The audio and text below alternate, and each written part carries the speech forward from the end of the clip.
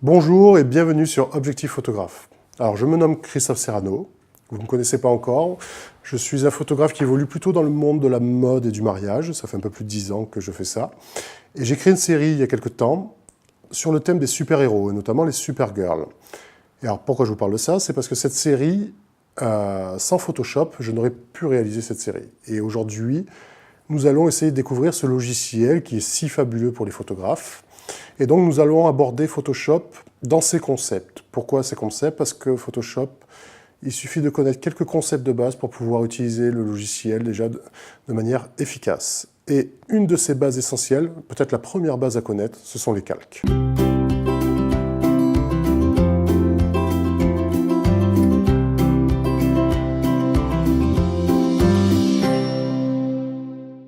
Photoshop est un logiciel essentiel. Que vous soyez infographiste ou photographe, ce logiciel va vous permettre de sublimer vos photos.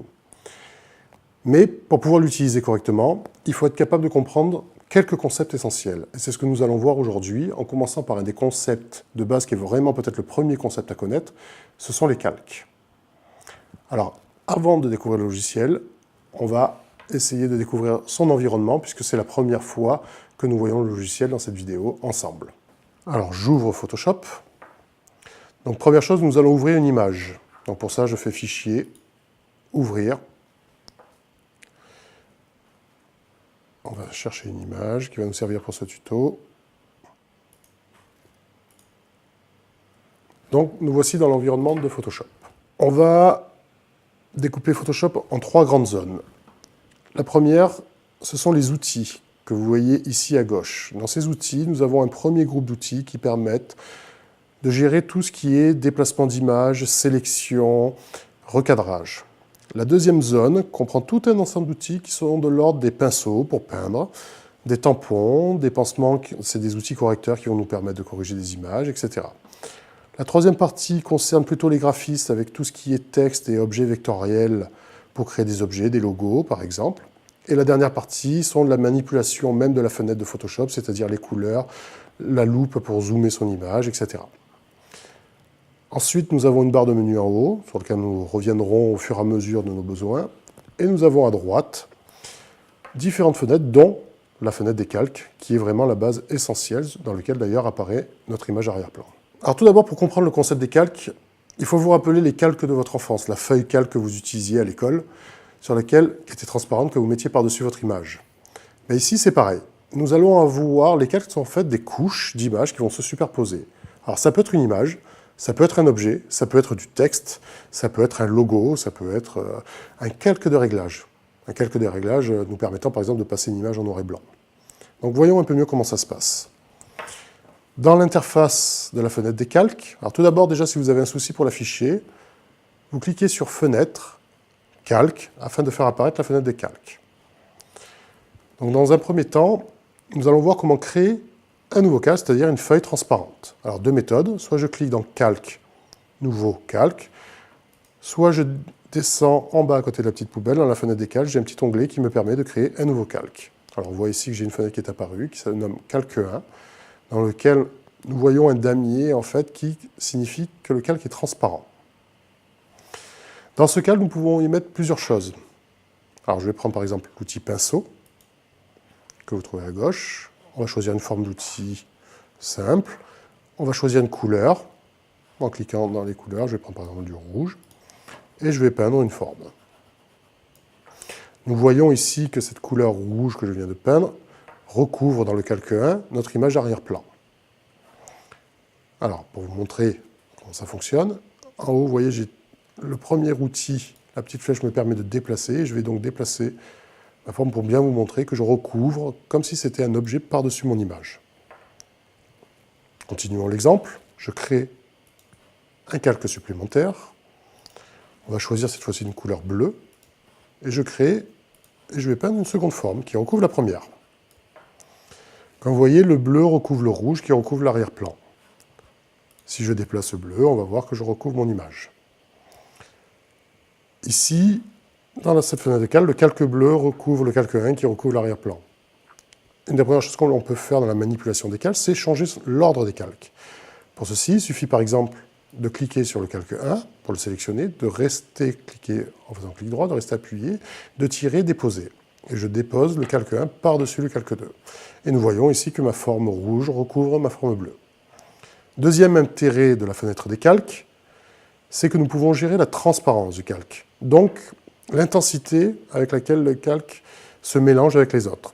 Exemple, vous voyez qu'ici, j'ai une zone qui s'appelle opacité, sur laquelle je peux cliquer avec un curseur et changer l'opacité de mon calque et le rendre plus ou moins transparent.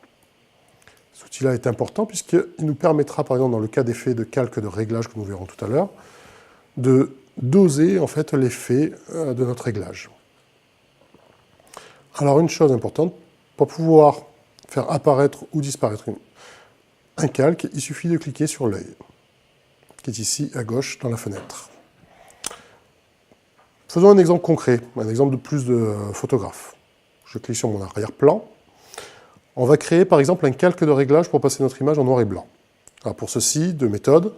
Soit je clique en haut dans Calque et je crée un nouveau calque de réglage, soit en bas de ma fenêtre, je retrouve un raccourci ici qui me permet de créer, donc je vais choisir noir et blanc pour passer mon image en noir et blanc.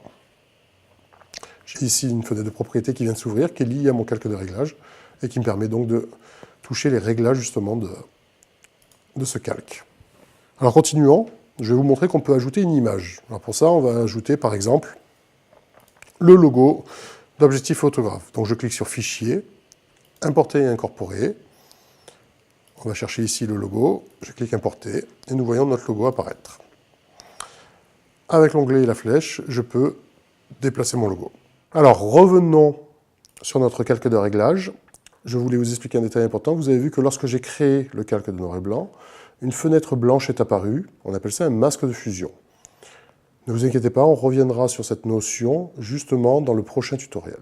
Donc comme vous voyez, nous revenons à cette notion de j'ai l'image en arrière-plan et j'ai différentes couches qui contiennent un calque de réglage et le logo.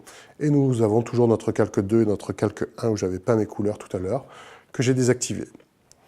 L'intérêt pour un photographe de travailler sur Photoshop, c'est justement ces différentes couches et que nous allons pouvoir y revenir. Admettons que par exemple je veux ramener mon image en couleur, il me suffit de décocher l'œil sur le calque et de faire disparaître en fait l'effet noir et blanc. De même, je vous rappelle qu'avec l'opacité de calque, donc je sélectionne mon calque de réglage, je vais pouvoir faire varier l'opacité et donc doser en fait l'effet, mon effet noir et blanc, je vais rendre mon image plus ou moins colorée ou en noir et blanc par rapport à l'effet. C'est tout l'intérêt de Photoshop, c'est justement de pouvoir donc travailler indépendamment, couche par couche, et de pouvoir y revenir sans détruire notre image de départ. Notion importante, lorsque vous avez terminé de travailler sur votre image et si elle vous convient, il va falloir l'enregistrer. Donc allons-y, Fichier, Enregistrer sous. Photoshop va vous proposer de l'enregistrer de différentes manières. Le premier format qu'il va vous proposer, c'est le format Photoshop. Le format Photoshop, qui est un format dit .psd, va vous permettre en fait d'enregistrer tout votre environnement et il conservera tous vos calques, même ceux que nous avons décochés lors de la création du calque. Si des fois vous décidiez d'enregistrer votre image en JPEG, à ce moment-là, par contre, Photoshop va écraser l'image et la compiler afin de vous donner un fichier image simple. Alors pour mieux comprendre, nous allons enregistrer notre image au format PSD. Donc allons-y, je clique sur Enregistrer. Et nous allons enregistrer notre image au format JPEG.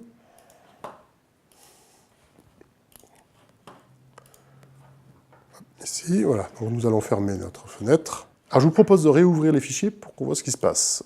Ouvrons tout d'abord le fichier PSD que nous avons créé.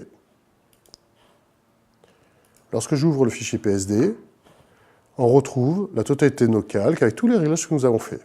Par contre, note importante, c'est que ce fichier peut peser plusieurs centaines de mégas. C'est vraiment un fichier qui nous sert pour travailler.